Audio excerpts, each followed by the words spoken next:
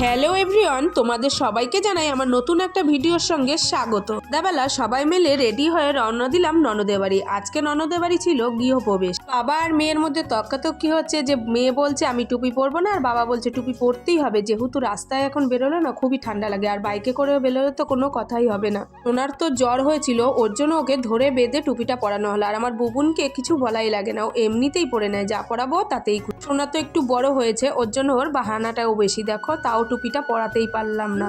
বলে না বড়দের কথা না শুনলে তার ফল তো ভোগ করতেই হবে। আর বাড়ি এসে না ওর জ্বরটা আরোই বেড়ে গেছিল, ঠান্ডাটাও খুব পরিমাণে লেগেছিল। যাই হোক, কথা বলতে বলতে আমরা তো আমার ননদের বাড়ি পৌঁছে গেছি। আর ওরা না সবাই সকালবেলা এসেছিল, আমি না আজকে সকালবেলা আসার আর সময় পাইনি, ওর জন্য ওরা আগে থেকেই রেডি হয়েছিল।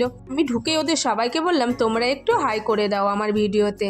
উমারানি তো ভিডিওতে আসতে খুবই লজ্জা পায়, ধরে বেঁধে ওকে হাই করানো হলো। এরপর ঢুকে ওরা বলছে চলো বৌদি, পাশে জগদ্ধাত্রী ঠাকুর হয়েছে, আমরা একটু দেখে আসি। বললাম চলো তাহলে যাওয়াই যাক। এবার আমার বর বলল যে তুমি যাচ্ছ যাও, সোনাদেরকেও সঙ্গে করে নিয়ে যাও। কিন্তু সোনাদেরকে আমি সাদায় ওরা আসলো না, কারণ ওরা খেলায় খুবই ব্যস্ত ছিল। পরে আমরা চারজন মিলে রওনা দিলাম ঠাকুর দেখার উদ্দেশ্যে। কিন্তু হেঁটেই যাচ্ছি, রাস্তা যেন শেষই হচ্ছে না। এবার ওরা বলছে কোথায় ঠাকুর, হেঁটেই তো যাচ্ছে, ঠাকুর তো দেখাই যাচ্ছে না। এবার আমি ওদের মজা করে বললাম লাইটিং যেখানে শেষ হবে মনে করবার ঠাকুর সেখানেই আছে। কথাটা মজা করে বললেও সেই কথাটাই কিন্তু সত্যি হলো। অনেকটা হেঁটে তারপর দেখলাম ঠাকুর। লাইটিংটা না রাস্তার অনেকটা এগিয়ে গিয়ে হয়েছিল। এবার আমরা পৌঁছে দেখি ওটা ছিল মন্দিরের ঠাকুর। এটা ছিল ওদের বাৎসরিক পুজো, মানে মন্দিরেই ঠাকুরটা সারা বছর ধরে থাকে। এবার আমরা ঠাকুরটা দেখে সবাই মিলে প্রণামটা সেরে নিলাম। আর পাশেই হচ্ছিল ফাংশন, সেই ফাংশনটাও কিছুক্ষণ দাঁড়িয়ে দেখলাম।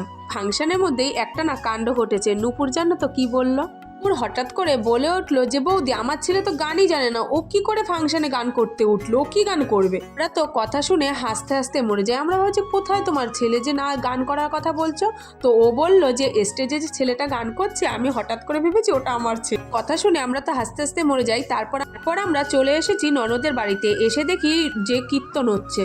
বাইরের দিকে লোক আস্তে আস্তে আসতে শুরু করেছে। দেখো সবাই খেতেও বসে গেছে। এরপরে না যত রাত হচ্ছিল ঠান্ডাটাও যেন বাড়ছিল। আর ওই যে হাঁটছে ওটা হলো আমার ননদ। আমি বারবার ডাকছিলাম একটু এদিকে আসো, আর ও না খুবই ব্যস্ত ছিল কাজে, ওর জন্য আসতে পারেনি। আর এদিকে দেখো আমার বুবুন তো আনন্দে আত্মহারা, গান শুনলে তো থাকতেই পারে না, তো নাচ করার জন্য খুবই ব্যস্ত। আর এদিকে অনেক ধরায় ও তো রেগে যাচ্ছে, আমি নাচ করবো তুই কেন ধরছিস, পাকা বুড়ি একটা। এরপরে দেখো আমরা বসে গেছি খেতে। আমি আর উমারানি আগে বসেছি খেতে, তারপরে না ওরা সবাই খেয়েছিল। ওরা না একদম লাস্টের দিকে খেয়েছিল। আমরা যেহেতু বাড়ি ফিরবো তাই আমরা দুজন আগেই বসে পড়ছিলাম খেতে। এদিকে অনেক এসে উকি মারছে, কি রে আমার রেখে তোরা খেতে বসে বললি? আমরা বললাম যে বস, তোকেও খেতে দেবো আমরা। হোক, কথা তো অনেক হলো, এবার তোমাদের বলি রেসিপিতে কি কি ছিল।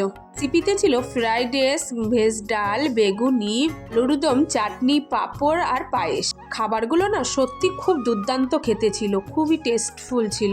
দাওয়া তো আমাদের হয়ে গেছে। এরপরে আমার বর যেহেতু খায়নি তার জন্য আমরা আরেকটু সময় ওয়েট করছিলাম, ওর খাওয়া হলে আমরা বেরিয়ে যাবো। আর এদিকে দেখো আমার বুবুন নাচতে ব্যস্ত। না রাত যত হচ্ছিল ঠান্ডাটাও তত বাড়ছিল। বাবা কি যে ঠান্ডা লাগছিল তোমাদের কি বলবো, যেন পুরো শীত পড়ে গেছে সেরকম ফিলিং হচ্ছিল।